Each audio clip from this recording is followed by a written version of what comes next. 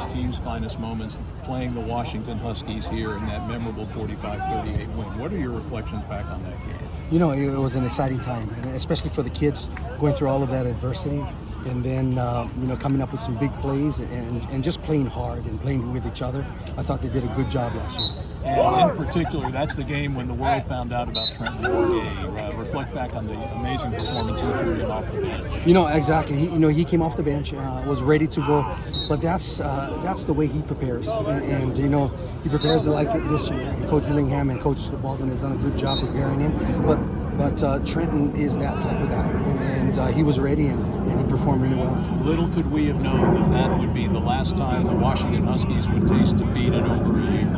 You know, that was a good time, and you know, hopefully it happens again this week. And they're an incredible team, an incredibly coached team. Coach DeBoer does a great job. I know a bunch of the guys on that staff, and they do a heck of a job. They're great coaches and tremendous athletes, and so we're going to have to play a very good, close to a perfect game to stay in the game with them. For the guys who were part of that win last year, do you sense that there is some confidence that they draw from that game as they go into a tough environment in Seattle? Absolutely. You know, they know that's probably the same team that we played. They have added a couple of guys that are huge firepower guys, and so, but they have the confidence and know it can be done, and now we have to make it a team effort. How do you reflect back on last year? I thought you did a tremendous job under trying circumstances guiding the program through a difficult year. You know, I had a blast.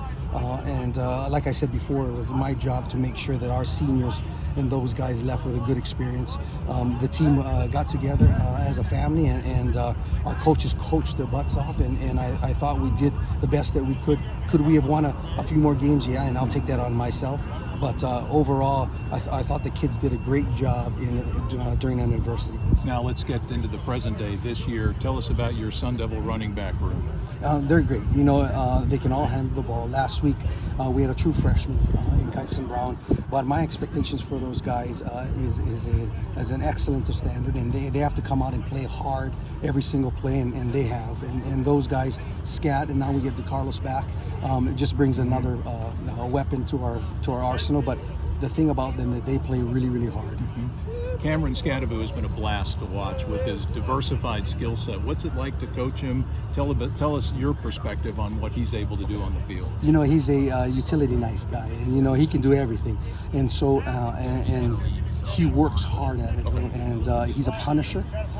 I've given him more and more reps to rest a little bit because he can get tired because we're asking him to do so much. But the other guys have stepped up really well, and I'm excited about Kyson Sip and Tevin and DeCarlos coming in and helping out. From your perspective, Shaun, some of the keys tonight to get a victory against Washington? You know, again, we're going to have to play a nearly perfect game. You know, we're going to have to control the football, lessen their ability to be on offense. We're going to have to make sure that we take care of the football, and then we're going to have to make big plays in situational moments. You know, a couple stops on 4th and 1, flip the field a couple of times on special teams, and then hopefully make some defensive stops or them turning over the ball. So we're going to have to play a nearly perfect game, and I think we can. We're that close to it.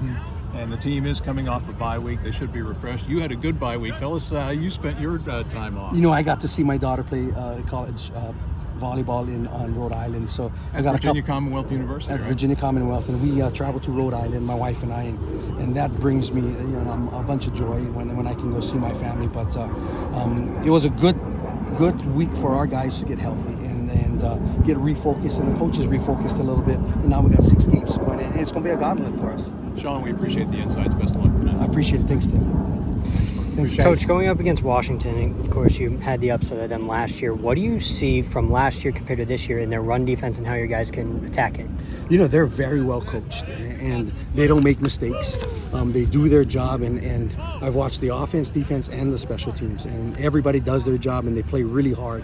So, and they did last year, and we just had a couple of moments where we had a 4th and 1 stop on the -28, and they turned over a ball, and we had a pick 6. And so those moments turned that ball game. I thought our kids played extremely hard last year. They're going to play extremely hard this year. I don't think there's a difference. We're just going to have a couple balls bounce our way.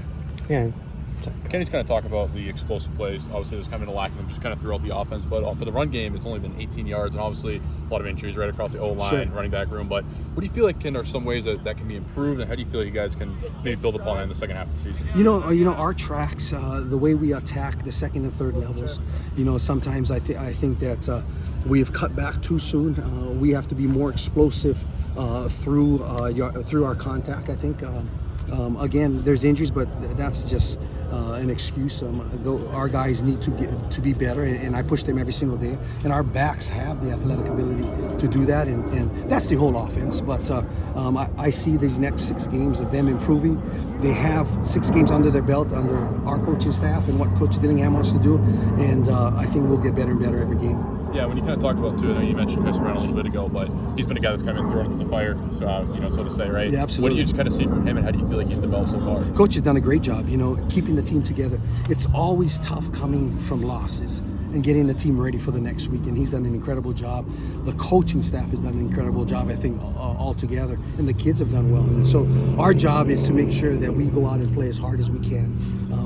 Make sure we take care of the football, and make sure we play physical and fast, and then we see what happens. Is there anything specifically that Kyson's done that maybe led for him to get some of these more opportunities to kind of make the most of it? He didn't even have that fumble in his first drive, and it seemed like he's bounced back pretty nicely. Absolutely, he's a very bright intellectual kid, and with the ability as well. And I think Tevin White has the same ability. All those guys are right there, right, and you can make a choice for any one of them. But as a true freshman, his maturity coming in and his readiness to play at that level, and now he's getting a couple recs and getting his feet wet.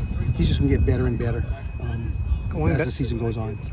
Going back to last year, the program was so much turnover. Have any of the new guys and even the new coaches kind of picked your brain about what it was like playing Washington last year and getting that upset? You know, a lot of the coaches, they seen it on film, and they ask, a couple of things, what they have done. Those guys, I think, are better. I think Washington is a little bit better this year, just because their firepower is there. They had one more year under their belt with their quarterback, who's tremendous, and their coaching staff is tremendous. And so they have asked a couple of things what we've done, but our coaching staff is very bright, and they'll figure it out on the ways that we went about it. Did we play a good game? We played a great game last year, but the ball bounced our way a couple of times too, so hopefully it does the same way this weekend.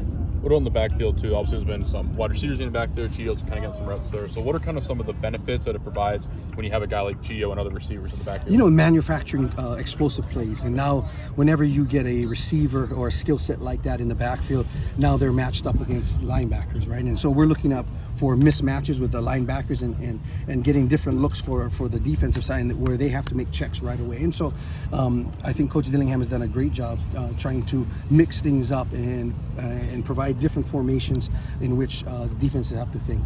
Is there anything that you have to do to maybe help that transition with a receiver? Are you talking to them about certain stuff? Like, how is that transition? Whenever they get into the backfield, just the footwork stuff, But Coach Sam can handle the receiving stuff, so I try to stay in my lane. And so, but the footwork and things like that I can help with them when they're in the backfield, I do, and I just put my 2 cents in.